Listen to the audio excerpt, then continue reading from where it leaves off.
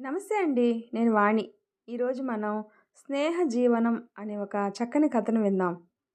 మాధవి హడావుడిగా అరిచినట్లే పిలుస్తూ లోపలికి వచ్చాడు శ్రీనాథ్.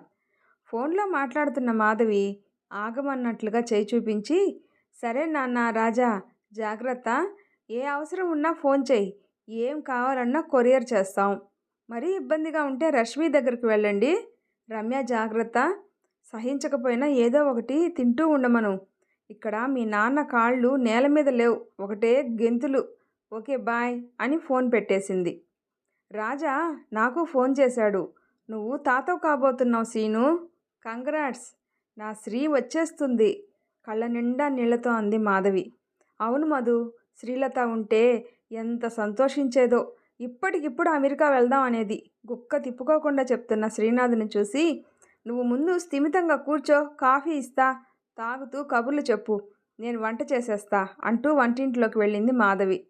తన వెనకే వెళ్ళి కుర్చీ లాక్కొని కూర్చున్నాడు శ్రీనాథ్. కంట్లోంచి వస్తున్న నీళ్లు కూడా తుడుచుకోకుండా ఉద్వేగంగా కబుర్లు చెప్తున్న శ్రీనాథ్ని చూస్తూ పక్కకు తిరిగి కళ్ళు తుడుచుకుంది మాధవి. మాధవి, ఆమె భర్త రాధాకృష్ణ, శ్రీనాథ్ అతని భార్య శ్రీలత అందరూ ఒకే బ్యాంకులో ఉద్యోగులు. అందరూ ఇంచుమించు ఒకేసారి ఉద్యోగాల్లో చేరారేమో. నలుగురికి బాగా స్నేహం ఏర్పడింది. పెళ్ళయ్యాక పక్క పక్కనే ఇళ్ళు కొనుక్కొని స్నేహం ఇంకా బలపరుచుకున్నారు. పేరుకు 2 ఇళ్ళు అయినా అందరూ ఎప్పుడూ ఒక ఇంట్లోనే ఉండేవారు. మాధవి కూతురు రష్మి, శ్రీనాథ్ కొడుకు రాజీవ్, వీళ్ళిద్దరు కూడా మంచి ఫ్రెండ్స్. ఇద్దరూ కలిసి పెరిగారు. రాజీవ్ రష్మి స్నేహితురాలు రమ్యని పెళ్లి చేసుకుంటే, రష్మికి రాజీవ్ తనతో పనిచేసే విశ్వా గురించి చెప్పి పెళ్లి కుదిర్చాడు. వాళ్ళ నలుగురు కూడా బాగా కలిసిపోయారు. ఉద్యోగరీత్యా అమెరికా వెళ్ళిన పిల్లలు నలుగురు అక్కడే ఉండిపోయారు. అందరూ శాన్ ఫ్రాన్సిస్కోలోనే ఉండటంతో నెలకు 2 సార్లు కలుస్తూనే ఉంటారు. పిల్లలు అమెరికా రమ్మని ఒకే గొడవ చేస్తే పెద్దవాళ్ళు నలుగురు కలిసి అమెరికా వెళ్ళి అక్కడ పిల్లలతో అన్నీ చూసి సరదాగా 4 నెలలు ఉండి వచ్చారు. పిల్లల సంసారాలు చూసి సంతోషంగా వెనక్కి వచ్చిన వీళ్ళకి కరోనా స్వాగతం పలికింది. వీళ్ళ ఫ్లాట్స్లో చాలా మటుకు కరోనా బారిన పడ్డారు. ఇంట్లోనే ఉంటూ ఎంత జాగ్రత్తగా ఉన్నా నలుగురికి కరోనా వచ్చింది. పిల్లలు అమెరికా నుంచి రోజు ఫోన్ చేసి ఆన్లైన్లో డాక్టర్స్తో మాట్లాడి మందులు పంపినా అందరూ ఆసుపత్రి పాలు కాక తప్పలేదు. కలిసి వెళ్ళిన నలుగురిలో 2 మాత్రమే తిరిగి వచ్చారు. ఇంటికి ఒక్కళ్ళు అన్నట్టు శ్రీలత, రాధాకృష్ణ దక్కకుండా పోయారు. కరోనాలో జీవిత భాగస్వాముల్ని పోగొట్టుకోవడం ఒక ఎత్తు అయితే, వాళ్ళకి అంతిమ సంస్కారాలు జరపడం ఇంకో ఎత్తు అయింది. దిక్కులేని వాళ్ళలా మున్సిపల్ వాళ్ళతో జరిపించడం, శ్మశానం వరకు కూడా వెళ్ళలేకపోవడం, అటువంటి సమయంలో కనీసం పిల్లలు కూడా దగ్గర లేకపోవడం పెద్ద శాపాలుగా తోచాయి మాధవి శ్రీనాథ్కి. ఆ సమయంలో వాళ్ళిద్దరూ ఒకరికి ఒకరు అన్ని విధాలుగా తోడయ్యారు. మాధవి వంట చేస్తుంటే శ్రీనాథ్ బయట పనులు చేసేవాడు. పగలంతా ఇద్దరు ఒకచోటే గడిపినా రాత్రికి ఎవరింట్లో వాళ్ళు పడుకునేవారు. ఫ్లాట్స్లో అందరికీ ఈ 2 కుటుంబాల స్నేహం గురించి తెలుసు కనుక ఎవ్వరూ ఏమీ మాట్లాడేవారే కాదు. ఒకవేళ ఎవరన్నా ఏమైనా అన్నా పట్టించుకునే స్థితిలో మాధవి కానీ శ్రీనాథ్ కానీ లేరు.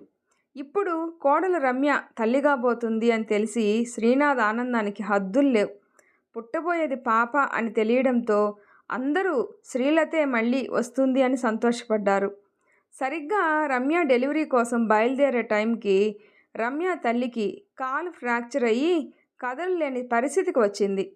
ఆవిడ మాధవికి ఫోన్ చేసి ఒక్కటే ఏడుపు.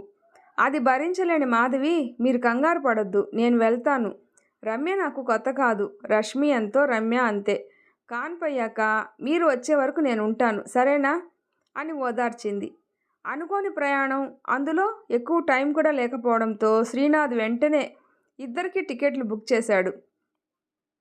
రమ్య వాళ్ళ అమ్మ ఇచ్చిన చీరలు, స్వీట్సే కాక మాధవి తన వైపు నుంచి శ్రీనాథ్ తరపు నుంచి రమ్యకి, రాజీవ్కి మాత్రమే కాక రష్మికి, విశ్వాకి కూడా మంచి డ్రెస్సులు తీసుకుంది. అమెరికాలో అంతా సవ్యంగా అయ్యి పండింటి పాపాయిని చూసిన అందరికీ శ్రీలత గుర్తుకొచ్చింది. ఆ రోజంతా శ్రీనాథ్ అన్యమనస్కంగానే ఉన్నాడు. రాజీవ్ కూడా తల్లిని తలుచుకుని బాధపడ్డాడు. కానీ పాపాయిని చూసి అన్నీ మర్చిపోయాడు. 4 నెలలు ఇట్టే గడిచిపోయాయి. రమ్య వాళ్ళ అమ్మగారు ఒక 10 రోజుల్లో వస్తాను అని ఫోన్ చేశారు. ఇక వీళ్ళు తిరుగు ప్రయాణానికి సిద్ధమై సామాన్లన్నీ సర్దుకుంటూ ఉన్నారు. రష్మి, రాజీవ్ సహాయం చేస్తామని చెప్పి వచ్చి ఒకరిని ఒకరు చూసి సంజ్ఞలు చేసుకుంటూ ఉన్నారు. అది చూసిన మాధవి, ఏమిటర్రా మూగసైగలు, ఏం చెప్పాలనుకుంటున్నారో చెప్పండి అంది. చివరికి రష్మి నోరు విప్పింది. అమ్మా, నేను చెప్పేది విని తిట్టొద్దు, నెమ్మదిగా ఆలోచించు. ఇది నా ఒక్కదాని ఆలోచన కాదు, మా నలుగురిది. మేము ఉద్యోగాల్లో ఇక్కడే స్థిరపడ్డాం. మన ఇద్దరి కుటుంబాలలో జరిగిన నష్టం తలుచుకుంటే మాకెప్పుడు బాధగానే ఉంటుంది. మీరిద్దరు ఎలా ఉన్నారో అని ఎప్పుడూ ఆందోళనగానే ఉంటుంది. మీరిద్దరూ పక్కపక్క ఇళ్లల్లో బదులు ఒకే ఇంట్లో జీవిత భాగస్వాములుగా ఉంటే బాగుంటుంది అని మా ఆలోచన అని చెప్పి తల్లి ముఖంలో మారుతున్న రంగులు చూస్తూ ఉండిపోయింది రష్మి. శ్రీనాథ్ తెల్లబోయాడు. మాధవి ఏమీ మాట్లాడకుండా రూమ్లోకి వెళ్ళిపోయింది. శ్రీనాథ్ కూడా తన రూమ్లోకి వెళ్ళాడు. ఆ రోజు రాత్రి ఎవ్వరికీ నిద్ర పట్టలేదు. తెల్లారి లేచాక మాధవి, శ్రీనాథ్ రోజులాగే అందరినీ పలకరించేసరికి అమ్మయ్య, కోపం పోయింది అనుకున్నారు పిల్లలు. ముందు మాధవి నెమ్మదిగా మాట్లాడింది. చూడండి పిల్లలు, మీరు ఇలా ఎందుకు అన్నారో నేను ఊహించగలను. మీ తల్లిదండ్రుల గురించి నలుగురు 4 రకాలుగా మాట్లాడటం మీకు నచ్చట్లేదు. మీ ఉద్దేశంలో ఇదే మంచి పరిష్కారం. కానీ మా పెంపకంలో పెరిగిన మీరు ఇలా మాట్లాడటం నాకు, శ్రీనాథ్కి కూడా బాధ కలిగించింది. నేను, రాధాకృష్ణ, శ్రీలత, శ్రీనాథ్ మా స్నేహం వయసు సుమారు 40 సంవత్సరాలు. మేమెప్పుడూ స్నేహితులమే. అన్న, అక్క అంటూ వరసలు కలపలేదు. మిమ్మల్ని కూడా మేము అలానే పెంచాం. మీకు కూడా వరసలు నేర్పలేదు. ఆడపిల్లలు లేని లోటు శ్రీనాథ్, రష్మి ద్వారా తీర్చుకుంటే మగపిల్లాడి సరదాలు రాజీవ్ ద్వారా మేం తీర్చుకున్నాం. మన ఇరువైపు బంధువులు, స్నేహితులు మీరిద్దరూ పెళ్లి చేసుకుంటారు అనుకున్నారు. వాళ్ళ ఆలోచన తప్పు అని నిరూపిస్తూ మీరు మీకు నచ్చిన వాళ్ళని చేసుకున్నారు. నలుగురు ఈ రోజుకి స్నేహంగానే ఉన్నారు. ఏ వయసు వారైనా సరే ఒక ఆడ మగ మధ్య పరిచయం ఉంటే అది తప్పనిసరిగా లైంగికమైన ప్రేమే అనే ఆలోచనలు ఇప్పుడిప్పుడే కొద్దిగా మారుతున్నాయి. వయసులో ఉన్న మీరే ఆడ మగ అనే తేడా లేకుండా స్నేహంగా ఉన్నారు. వయసు మళ్ళిన మేము స్నేహంగా ఉండకూడదా? నా భర్త స్థానం నేను ఎవ్వరికీ ఎలా ఇవ్వలేనో తన భార్య స్థానం శ్రీనాథ్ కూడా ఎవ్వరికీ ఇవ్వలేడు. మేమిద్దరం మంచి స్నేహితులం. చివరిదాకా అలానే ఉంటాం. లోకం కోసం అన్నయ్యనో చెల్లెమ్మ అనో పిలిపించుకోవడం మాకు ఇష్టం లేదు. మా స్నేహానికి ఎవరు ఏ పేరు పెట్టినా మాకు పర్వాలేదు. మీరు మాత్రం అది అర్థం చేసుకుంటే చాలు. నేను రష్మికి అమ్మని, రాజీవ్కి అత్త, పిన్ని ఏమైనా అవ్వచ్చు, కానీ అమ్మని కాను. అలానే శ్రీనాథ్ కూడా రష్మికి తండ్రి కాలేడు. మాకు ఈ వయసులో కావాల్సింది స్నేహబంధం. మా కష్ట సుఖాలు చెప్పుకునేందుకు ఒక తోడు, అంతే. దానికి ఒక పేరు, వరస కాదు. స్పష్టంగా స్థిరంగా చెప్పిన మాధవిని చూస్తూ శ్రీనాథ్ అన్నాడు. మాధవి చెప్పిందే నా మాట కూడా. మాది స్వచ్ఛమైన స్నేహం. దానికి వేరే పేరు, రూపం ఇవ్వం. మీరు మమ్మల్ని సహజీవనం చేయమన్నారు, కానీ మేము స్నేహజీవనం చేస్తాం అన్నాడు. రష్మి, రాజీవ్ ఇద్దరు ఒకరి ముఖం ఒకరు చూసుకున్నారు. రష్మి మాధవిని పట్టుకొని, సారీ అమ్మా, మమ్మల్ని క్షమించు. మాకు మీ సంగతి తెలుసు, కానీ నువ్వన్నట్టు కొంతమంది అనే మాటలు విని మీకు వేరే బంధం ఏర్పడితే ఎవ్వరూ అనవసరంగా మీ గురించి మాట్లాడరు కదా అని అనుకున్నాం. మాకు మీ సంతోషమే ముఖ్యం అంది. రాజీవ్ కూడా, నానా, నీకు అమ్మ అంటే ఎంత ఇష్టమో, తనని ఎంతగా ప్రేమించావో తెలుసు.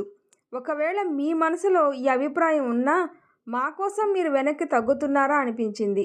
నన్ను క్షమించు. మీరు సహజీవనం చేస్తారా, స్నేహజీవనం చేస్తారా అన్నది మాకు అనవసరం. మీ ఇద్దరి అభిమానము, ఆప్యాయత మా నలుగురికి ఎప్పటికీ కావాలి అన్నాడు కళ్ళు చెమర్చుతుండగా.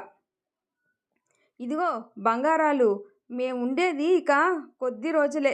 మా జీవనాలు మేము జీవిస్తాం, కానీ ఉన్న ఈ 4 రోజులు మమ్మల్ని మా శ్రీతో ఆడుకొనివ్వండి అంటూ మాధవి పాపాయిని ఎత్తుకొని, రాజా, నువ్వు ఏ పేరు పెట్టినా సరే నాకు మాత్రం ఇది నా స్త్రీనే అంటుంటే పాపాయి మాధవిని చూసి అవును అన్నట్టుగా గలగలా నవ్వింది.